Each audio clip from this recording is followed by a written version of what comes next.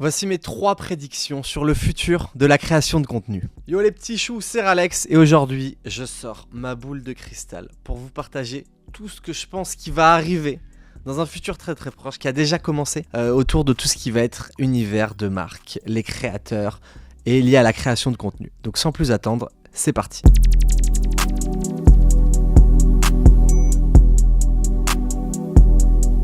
Clairement, on est dans un monde qui évolue de plus en plus dans un monde de communautés et les créateurs avec des communautés vont détruire tout sur leur passage. Donc le premier point, c'est que la créateur économie en B2B, elle va exploser. Et du coup en B2B, il y a plusieurs points. La partie LinkedIn, newsletter, le podcast et YouTube. Donc si on rentre dans le détail, sur LinkedIn, bon je pense que tout le monde commence à le voir, mais il y a une vraie hype de création de contenu, tout simplement. Depuis 2-3 ans maintenant, on a énormément de personnes qui vivent très très bien grâce à LinkedIn, j'en connais beaucoup. Les temps sont plutôt bons pour eux et en fait c'est un nouveau levier justement pour amener sa vision, son expertise, son parcours, sa personnalité, etc.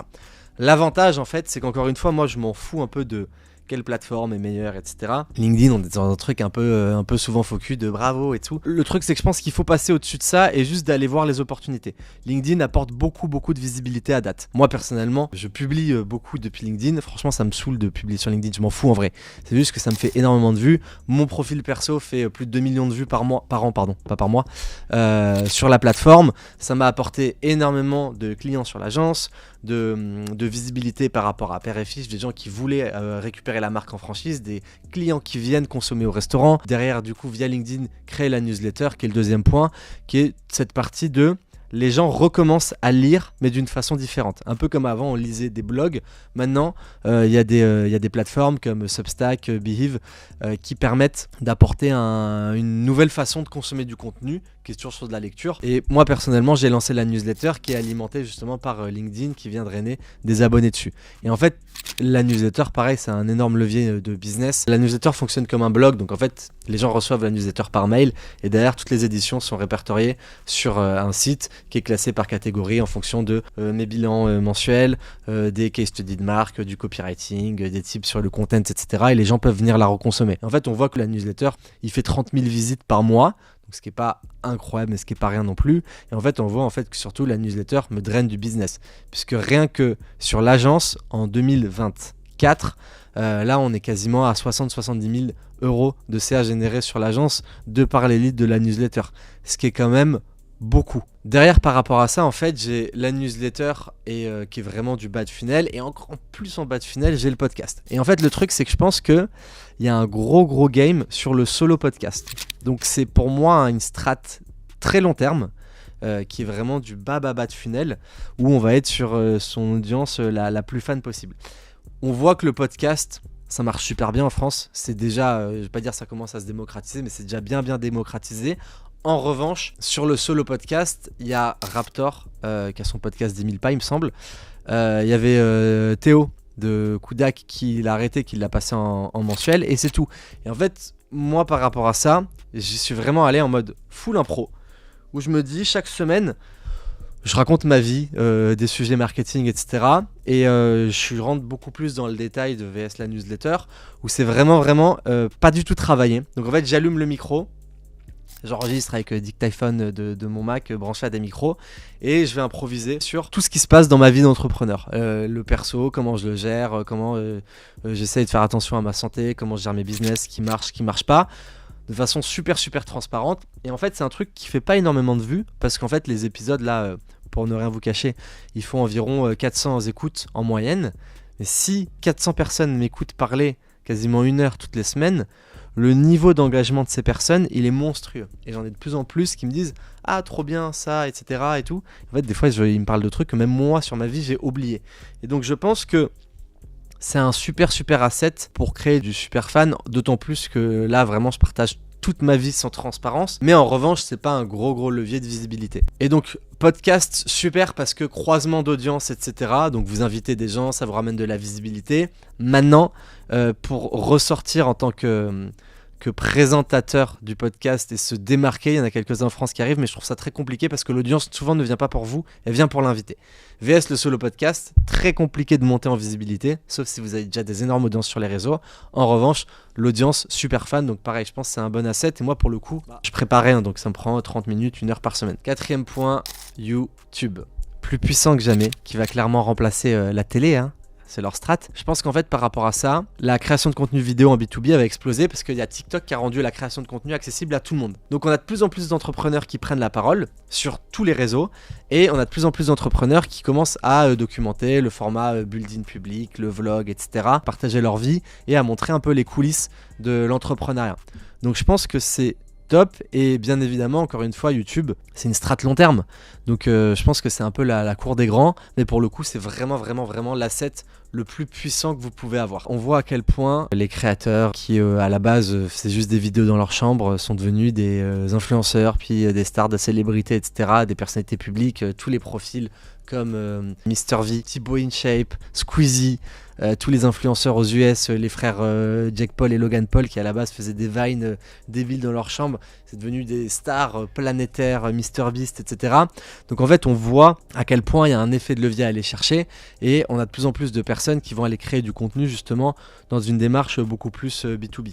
Et donc je pense que par rapport à ça, il y a tout un écosystème de contenu à aller créer qui va de plus en plus se démocratiser et l'avantage c'est que newsletter il y en a encore très peu, bon sur le podcast il n'y a personne, LinkedIn il commence à y avoir du monde mais par rapport à l'échelle de la population c'est très faible et pareil sur YouTube, il faut voir combien de temps les gens vont tenir parce que encore une fois la problématique des réseaux c'est d'être régulier.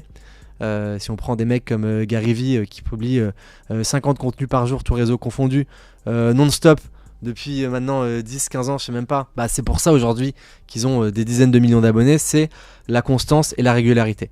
Et donc après, encore une fois, je pense que l'idée, ça va être de jauger qu'est-ce que vous êtes apte à faire dans un premier temps pour aller attaquer des réseaux un par un et faire en sorte que quand vous en attaquez un, par contre, vous l'attaquez bien. Ce qui est très compliqué parce que les réseaux, c'est très chronophage. Donc le premier gros point, c'était vraiment tout ça sur la partie créateur économie d'un point de vue B2B.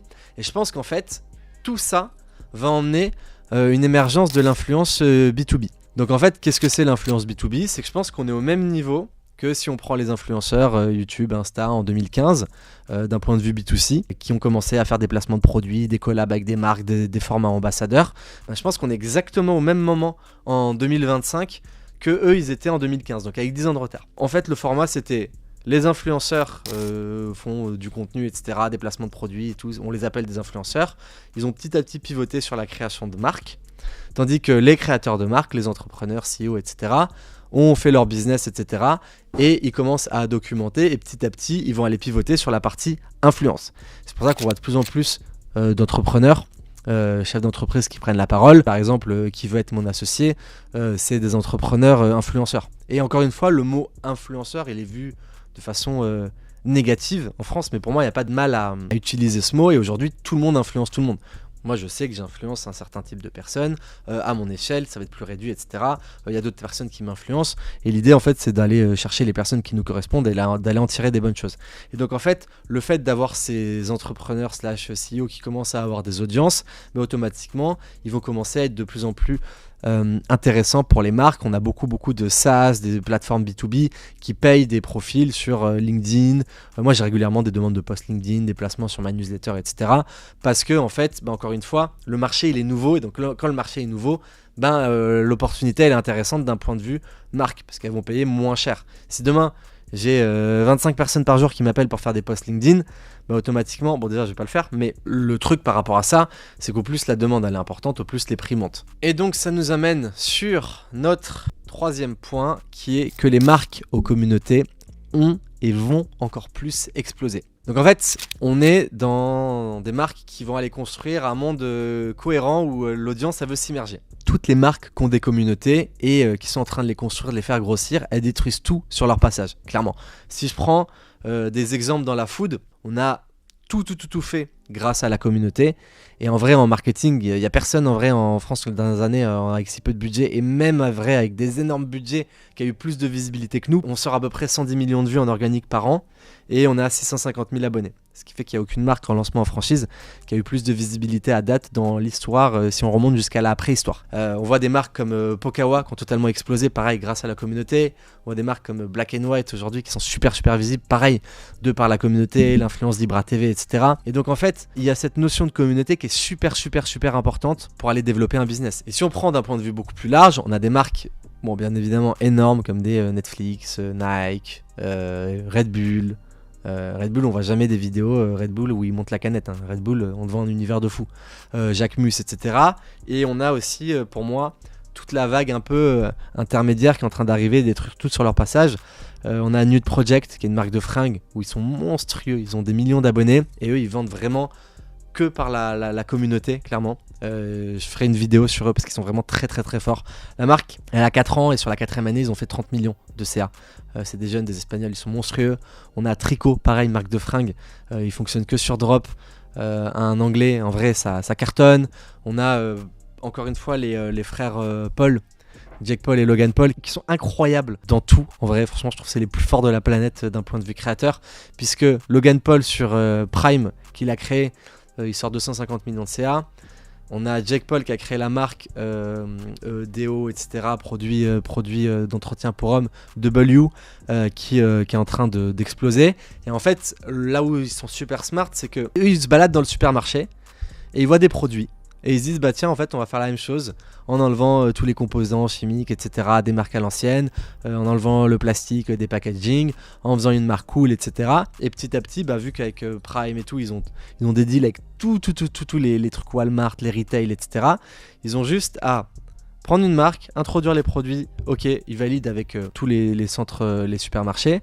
Derrière, ils introduisent leurs produits et ils utilisent leur visibilité qui est infinie, plus leur réseau d'influenceurs qui est infini, pour justement mettre en avant la marque. Et donc je pense que les frères Paul vont petit à petit introduire, je pense qu'à la fin ils vont créer leur supermarché. Et il y a un autre point qui pour moi va arriver de plus en plus, c'est que la création de marque en mode fusion d'influenceurs, elle va se démocratiser. C'est-à-dire que tout ce qui est en train de se passer aux US, ça va de plus en plus venir en France. On a justement Logan Paul et KSI qui ont créé la marque Prime Drink. Les deux, ils avaient des dizaines de millions d'abonnés. Et je serais pas surpris de voir que demain, on a de plus en plus d'entrepreneurs, CEO un peu connus, qui vont s'associer pour créer des business, pour fusionner leur audience, pour justement capitaliser sur ça. Pour moi, il y a 2 avantages tout simplement à fusionner son audience. C'est que les influenceurs, ils vont aller récupérer les abonnés de la communauté de l'autre. Et à côté de ça, ça apporte une grosse traction et beaucoup de puissance pour le développement de la marque. Donc est-ce qu'on va assister sur les prochains mois, années à des collabs de CEO/entrepreneurs qui vont créer des nouvelles marques ? Je suis quasiment sûr que oui. Et en fait, on voit que tout ce qui relie ça à chaque fois, en fait, c'est le contenu comme point de départ. On est plus que jamais dans un monde de création de contenu où on voit vraiment ce contenu organique qui est posté sur le réseau, qui sert un peu de terrain d'expérimentation pour tester des produits, des concepts, etc. Et je pense qu'en fait, c'est vraiment important de comprendre que les réseaux, c'est plus, on va dire, une simple extension de la stratégie de marque ou quoi que ce soit, mais c'est un peu le cœur du réacteur de toutes les actions marketing qui doivent être appliquées. Moi, pour le coup, quand j'avais lancé Père et Fils, j'avais commencé avec les pages Facebook, puis après Insta, TikTok, etc. À chaque fois, à partir de Insta, TikTok, YouTube, Short, Snap, on est toujours arrivé les premiers ou quasiment les premiers, et à chaque fois, on avait toujours les mêmes réactions de « ça sert à rien, vous faites n'importe quoi », etc. Et on a, sur ce point-là, toujours eu raison. Et on voit à quel point les réseaux prennent de l'ampleur, on voit à quel point les communautés, la création de contenu devient limite un truc indispensable si on veut réussir une marque. Donc si vous ne faites pas de contenu, mettez-y vous, je ne sais plus comment on dit, mais vous m'avez compris. Et à côté de ça, pareil, si vous avez une marque, bombardée en création de contenu, parce que on est aujourd'hui à un contenu de changer sa vie, et ça c'est totalement vrai. Sur ce, c'est fini pour les prédictions aujourd'hui. Dites-moi en commentaire si vous en avez d'autres, si vous êtes d'accord, pas d'accord avec moi. Je suis ouvert au débat, mais si vous n'êtes pas d'accord avec moi, je pense que j'aurai raison quand même. Et à côté de ça, n'hésitez pas à vous abonner. Je réponds à tous les commentaires et je vous dis à très vite pour une prochaine vidéo. Ciao!